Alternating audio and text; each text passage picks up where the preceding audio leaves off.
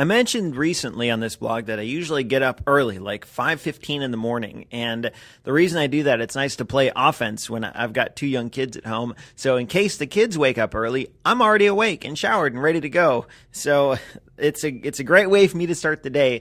Even though it is slightly early, that's okay.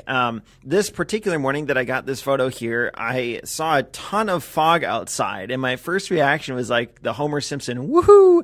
I grabbed my camera and tripod, and I went out to take some long exposures because fog is so cool to shoot in, and it really helps if there's no wind. So this photo, what you see is a 15-second exposure, but you can still make out these distinct shapes of the trees.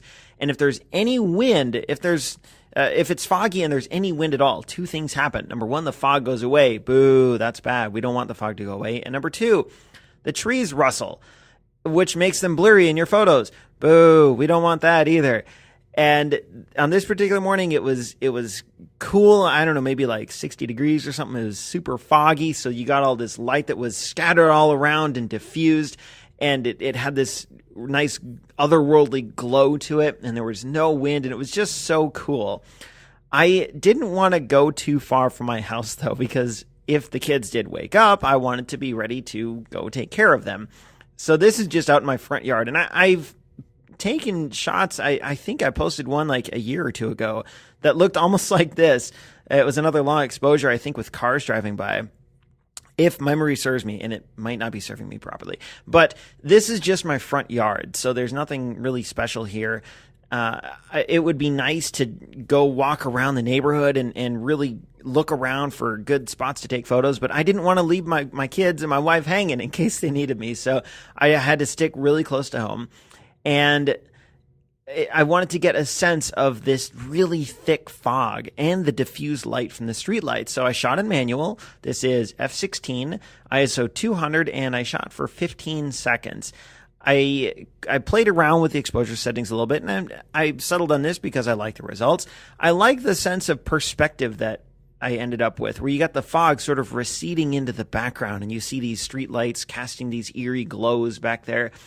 And with the trees, you got this tree on the left where you can see the outline. And then in the middle, you've got this tree that's sort of backlit. And you can see the silhouette of the tree and the trunk way down at the bottom. It's just to the left of the mailbox. And I like the mailbox, too, because it's an indication of where we are. We're in like this urban, sort of suburban setting.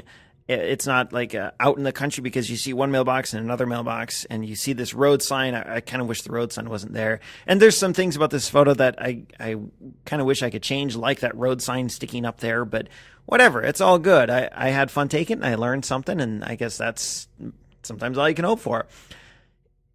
The lesson here is, if you're stuck for photo ideas, and this is sort of a practical tip almost, if you're stuck for photo ideas, wake up early, set your alarm before the sun rises, and just go experience the world around you before everything starts going for the day. At this time of year particularly, it's awesome because the air is warm, the earth is still.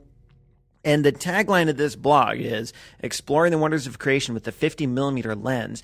And if you just wake up early and go out with your camera, you can experience a whole new side of that creation that you didn't even know was there.